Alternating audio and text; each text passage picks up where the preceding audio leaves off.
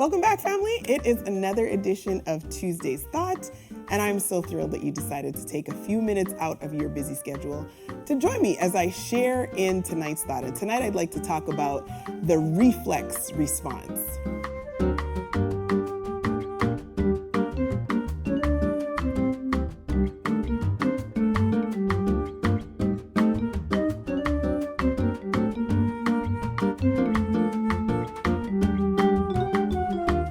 All right, how many of you remember as a child, maybe even as an adult too, visiting your doctor's office for just a routine annual checkup? And as a part of that examination, you're sitting on the examination table and suddenly the doctor will take out a device, a little gadget, and hit your knee. And as he hits your knee, there's an instant response, an instant reaction that your foot, kicks out in front of you. Now, what that is essentially a test of your reflex responses. And reflex responses are basically, they are a response or a reaction that's involuntary to some external stimulus. So in that case, it was being hit on the knee in that particular place, and suddenly there's a knee-jerk response. Now, what's interesting about reflex responses is that, as I said, they're involuntary. So they're not conscious reactions. They're not, calculated. It's not that it's premeditated and, okay, you plan. Your body just responds to the stimulus of being hit in that particular location. And so as I was thinking about tonight's thought, it was in fact prompted by a passage of scripture that I was led to read. And I'm going to get to it in a second. But the key that stood out to my mind as I was reading this passage was about how we sometimes respond to life's external stimulus or external happenings or things that take place within our life that are, negative or that are triggering, in some way. And often, as a natural reaction, when we're faced with some kind of a stress, we get into a state of worry. We become frazzled, or we start to worry, we start to fret, we become overwhelmed, perhaps very emotional, sometimes anger. And these are the responses that are almost instinctual. They are immediate after we're confronted perhaps with some bad news. And we tend to just find ourselves in this space of, oh my goodness, what am I going to do? On the other hand, there may be times where when faced with that same negativity, we have the ability to maintain an external composure. So we have, the skills of emotional regulation. But on the inside, it's as if there's, a volcano erupting, so to speak, a panic attack, a panic volcano that's erupting on the inside because of what it is that we've just heard or what we've just gone through. And that tends to, for some reason, be our initial reflex response when we hear the negative news. But this passage that I was reading caused me to take a different perspective, and it caused me to have a different approach. I began to consider how different the results we would see and how different our lives would be, how much more fruitful it would be if our initial response was not to engage in that immediate frenzy and worry and fret. But in fact, what if our response was to first pray?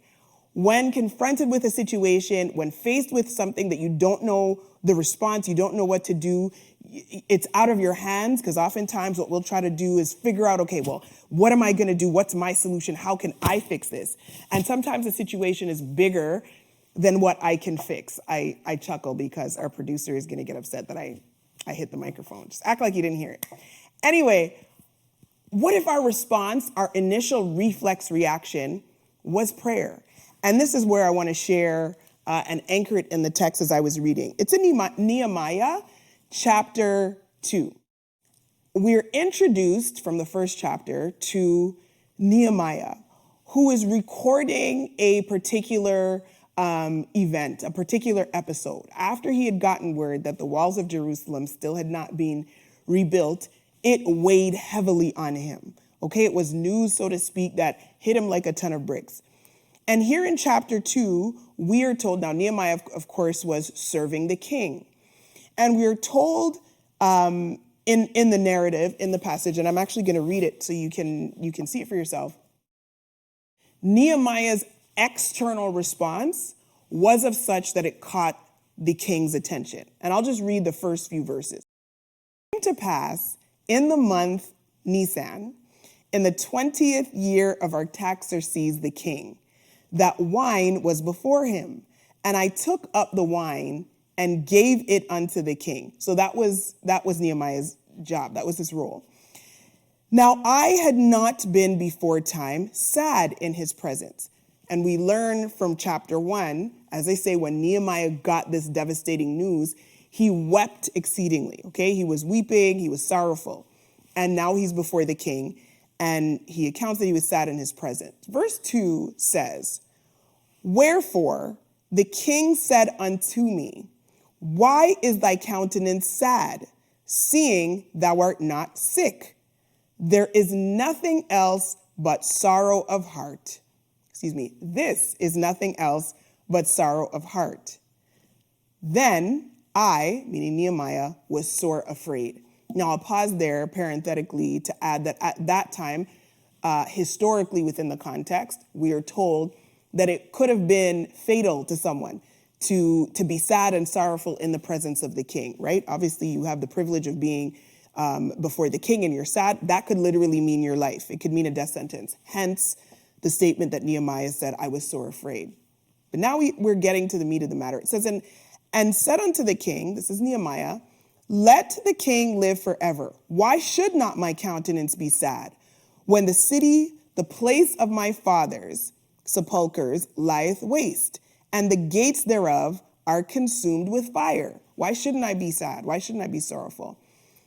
Verse 4 says, then the king said unto me, for what dost thou make request? And here's the part. Nehemiah says, or Nehemiah's response is, so I prayed to the God of heaven. I'm going to read that again. The king said to me, for what dost thou make request? So I prayed to the God of heaven. Nehemiah's instant response, his reflex reaction, after he was in this situation, he's going from being sorrowfully afraid to telling the king, this is why I'm sad, in a situation where he potentially could have lost his life.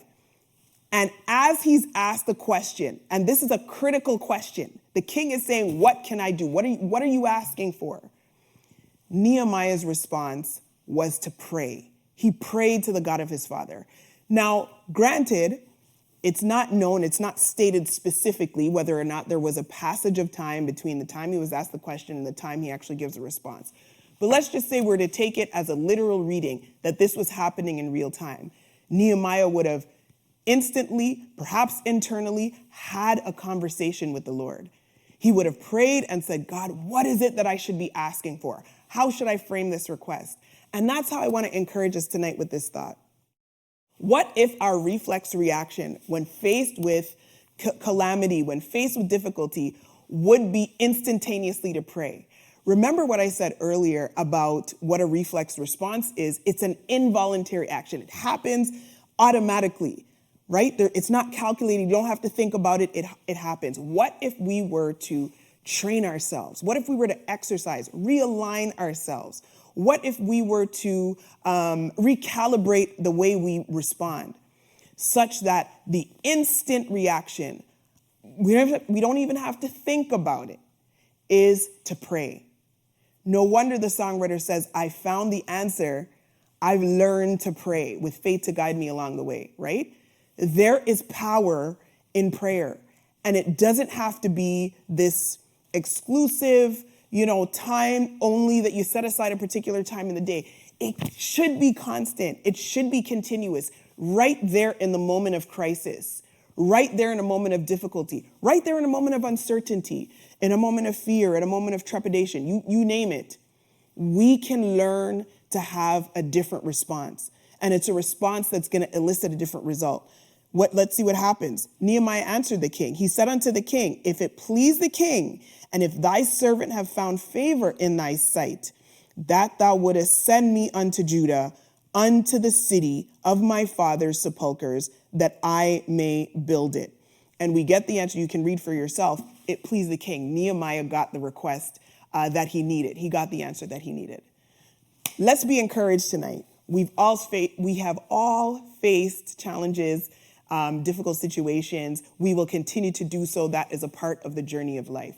But why don't we try a different response? Why don't we train ourselves to have a different reflex reaction, such that in that moment of distress, we learn to pray. Talk to Jesus and let him be the answer that you need in that time. As always, thank you so much for tuning in, and it is my prayer for you that the peace of God will be with you. Until we see you next time, may the Lord bless you real good.